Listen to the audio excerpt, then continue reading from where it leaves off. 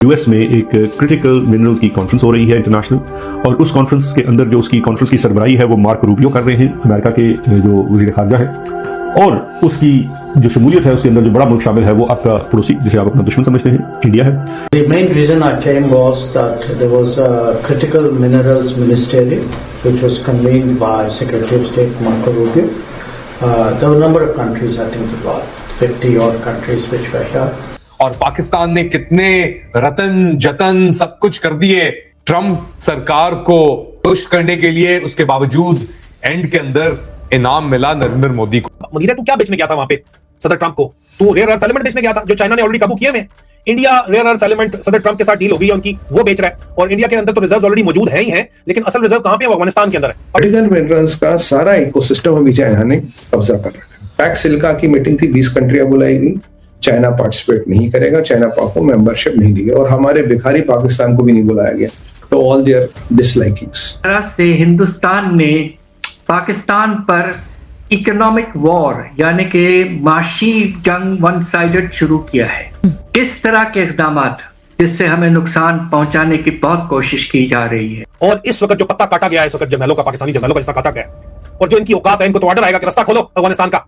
इनका बाप भी खोलेगा, क्योंकि शहबाज शरीफ कहता है कि हम मजबूर हैं। मैं और फील्ड मार्शल कशकोल लेके जाते हैं और फिर पैसे मांगते हैं, कहते हैं मजबूरी बड़ी है, शर्म तो आती है लेकिन क्या करें। और उनसे कर्जा लेके मुल्क चला रहे हैं, आईएमएफ का प्रोग्राम चला रहे हैं, और फिर जब वो डिमांड करते हैं तो हमें सुननी पड़ती है। तो आईएमएफ का बाप तो जो अमेरिका है, जो ऑर्डर देगा तो सुनना पड़ेगा। दोस्तों, आज जियो पॉलिटिक्स का मैप बदल रहा है और इंडिया इसका सेंटर है। हमारे external affair minister S Jaishankar फिलहाल यूएस में है और एक high stake critical minerals meeting के लिए। ट्रस्ट मी, ये कोई रेगुलर डिप्लोमेटिक मीट नहीं है, ये बेसिकली आने वाले ग्लोबल इकोनॉमी का गेम चेंजिंग ब्लूप्रिंट है। इस मीटिंग का मेन एजेंडा है फ्यूचर टेक, क्लीन एनर्जी और वो रेयर अर्थ सप्लाई चेन जो कल की दुनिया को ड्राइव करेगी।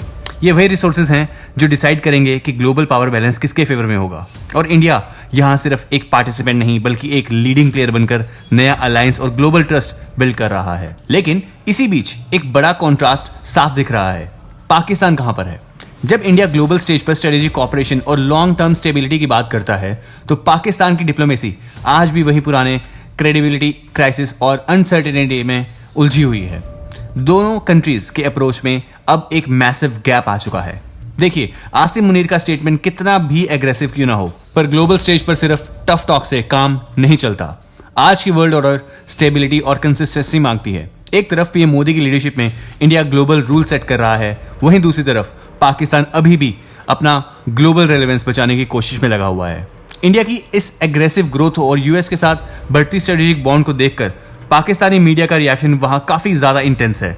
क्या वो इस नई रियलिटी चेक को एक्सेप्ट कर पाएगा या फिर वही घिसा पिटा विक्टिम कार्ड चलाएगा? ये देखना काफी इंटरेस्टिंग होगा।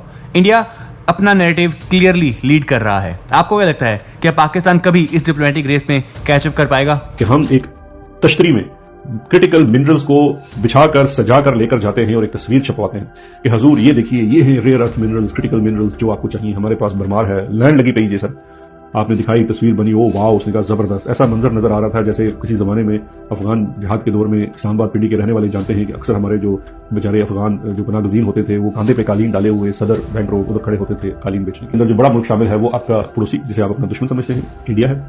इंडिया की जानिब से उनके वज़ीर ख़ारजा जयशंकर उसमें शिरकत कर रहे हैं और पाकिस्तान से किसी को भी इन्वाइट नहीं किया गया है। पाकिस्तान इस कॉन्फ्रेंस का हिस्सा नहीं है।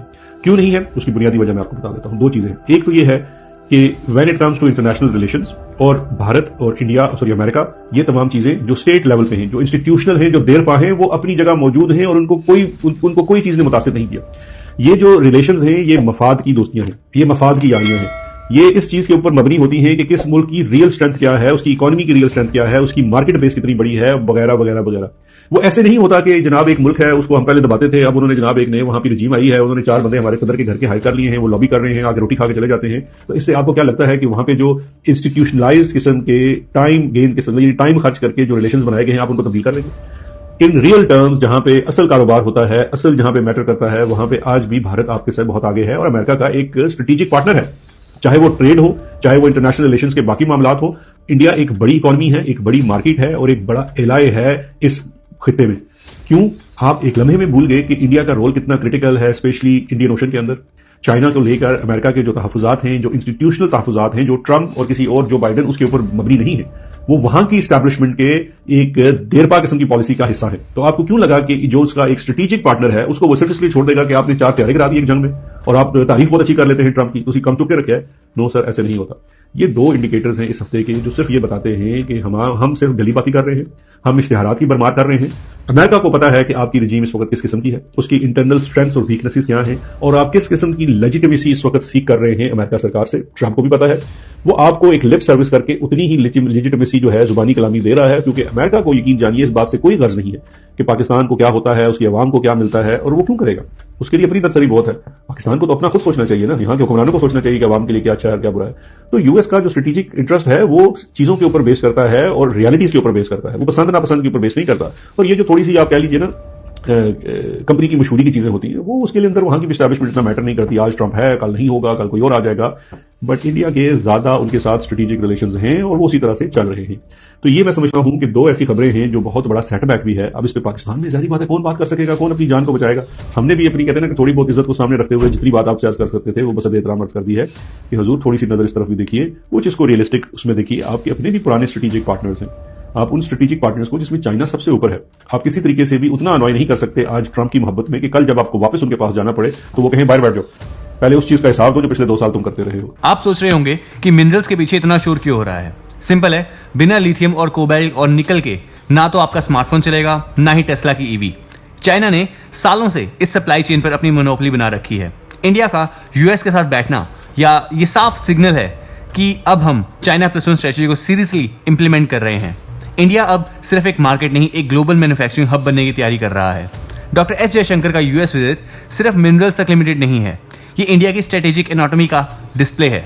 हम रशिया से ऑयल भी खरीद ले रहे हैं और यूएस के साथ क्रिटिकल टेक में पार्टनरशिप भी बना रहे हैं। ये इस लेवल की डिप्लोमेटिक बैलेंसिंग पाकिस्तान के लिए फिलहाल एक सपना ही है। वहां के एक्सपर्ट्स और न्यूज एंकर्स अब खुले आम ये पूछ रहे हैं कि हमसे कहां गलती हुई।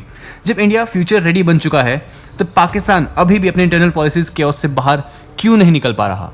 ये शिफ्ट सिर्फ इकोनॉमी के लिए नहीं बल्कि ग्लोबल सिक्योरिटी के लिए एक बहुत ज्यादा इंपॉर्टेंट चीज है।